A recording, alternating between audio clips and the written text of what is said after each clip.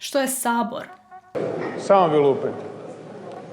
Dakle, na ovakve provokacije nasjedati neću. Sabor je skup ljudi koji se zovu saborski zastupnici. Što oni rade? Nit smo konstruktivni, nit smo produktivni, ovdje radimo cirkus. Oni zastupaju ili predstavljaju vas i mene. Kako i vi i ja i svi građani Republike Hrvatske imamo posao, školu, faks i neke svoje druge obaveze, bilo bi jako nepraktično da se sad mi moramo dogovarati oko, recimo, funkcioniranja bolnica u Hrvatskoj. Zato imamo zastupnike koji to rade za nas, u naše ime. Posao svih ovih ljudi je predstavljanje naših interesa. Mi smo ih izabrali da to rade za nas, na izborima. Parlamentarnim izborima. Drugi naziv za Sabor je parlament. Dolazi od francuske riječi parler, što znači govoriti ili raspravljati. Dakle, kad idući put na televiziji naletite na sjednicu Hrvatskog sabora, sjetite se da su ti ljudi tamo zbog vas i prepucavaju se u vaše ime. Sjednice Sabora se prenose na televiziji kako bi mi mogli provjeriti kako to naši zastupnici predstavljaju naše interese. Govore li ono za što smo ih izabrali? Govore li uopće? Jesu li uopće prisutni na saborskoj sjednici? Sjednica Sabora je kao predavanje ili seminar u školi ili na fakultetu. Nekoliko ljudi se dogovorilo naći na istom mjestu, isto vrijeme i raspravljati o nekoj temi. Ali kao i u školi, to nije jedini zadatak tih ljudi. Treba se pripremiti za predavanje, odnosno sjednicu, vidjeti što je taj dan na rasporedu i spremiti svoje odgovore ako vas profesor nešto pita. Ako je taj dan na rasporedu, na primjer, školstvo, zastupnici se trebaju pripremiti za tu temu.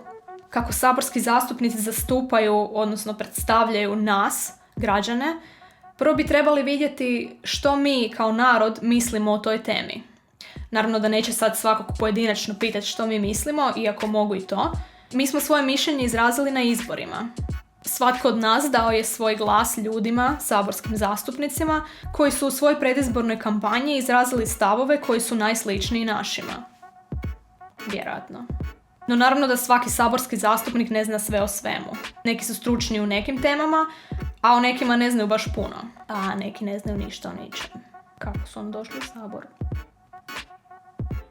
Vjerojatno ćete se složiti da je ponekad bolje šutjeti ako nemate šta pametno za reći. Pa tako i saborski zastupnici. Ako su taj dan na rasporedu teme o kojima taj zastupnik baš ne zna mnogo, možda je bolje da taj dan ne provede nekoliko sati sjedeći bez veze na sjednici i umjesto toga se pripremi za neku drugu temu o kojoj zna više. Tako da ako saborski zastupnik ili zastupnica nije na sjednici u Saboru, to ne znači automatski da on ne radi svoj posao, iako može značiti. Zbog toga postoje saborski odbori. Saborski odbori su manje skupine ljudi, odnosno saborskih zastupnika, koji su stručnjaci za neku temu. Oni mogu voditi kvalitetniju raspravu o toj temi u manjoj skupini i onda naravno svoje zaključke sa te manje sjednice predstaviti cijelom Saboru, koji onda naravno može izraziti svoje mišljenje o tom zaključku, glasovati za ili protiv ili tražiti da se nešto tome doda ili oduzme. Još nisam spomenula zakone. Da, Sabor izglasava zakone. Saborski zastupnici glasuju za ili protiv prijedloga nekog zakona. Kako su saborski zastupnici naši predstavnici, oni glasuju ili bi trebali glasovati onako kako misle da bi mi glasovali. Većina pobjeđuje. U Saboru ima najviše zastupnika, većina, one stranke koja je pobjedila na izborima. Ali nije baš tako jednostavno. Kad bi svi u Saboru bili iz stranke koja je pobjedila na izborima, svi bi glasali otprilike jednako o svim temama. Svi znamo da teme o kojima se raspravlja u Saboru, autoceste, poljoprivreda, porezi, nisu baš toliko jednostavne da bi se svi lako složili oko njih i glasali jednako. I to je dobro. Zato u Saboru raspravljaju ljudi različitih mišljenja i pokušavaju naći najbolje moguće rješenje kako bi svi bili relativno zadovoljni. Kako bi svi, barem ponekad, bili relativno zadovoljni. Isto tako ne bi bilo dobro ni kad bi apsolutno svi imali različita mišljenja o apsolutno svim temama. Nikad se ne bi ništa dogovorili. Stajali bi na mjestu. Možda je to bolje nego da idemo prema dnu.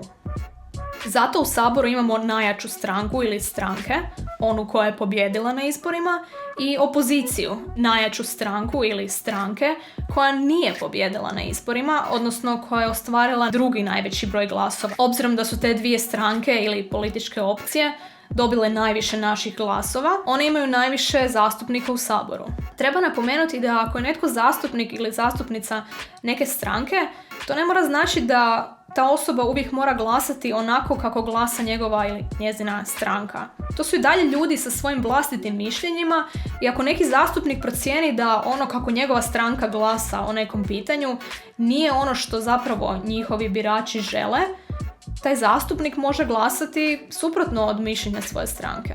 Iako ne znam koliko je to baš popularno u našem Saboru. Vlastita mišljenja i to. Mišljenja, glasanje.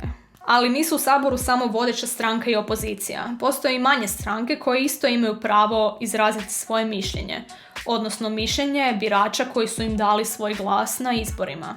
Ok, još se tu puno ima za reći o Saboru, ali mislim da je ovo dosta za ovaj video. Ako je nešto nejasno u ovom videu ili ako bi htjeli da o nekom aspektu Sabora kažem nešto više, napišite u komentarima. Predlažem da sad pogledate videe o izborima i političkim strankama, jer zajedno sa ovim videom o Saboru daju malo potpuniju sliku funkcioniranja države. Linkovi za puno stvari koje sam spomenula u videu su u opisu.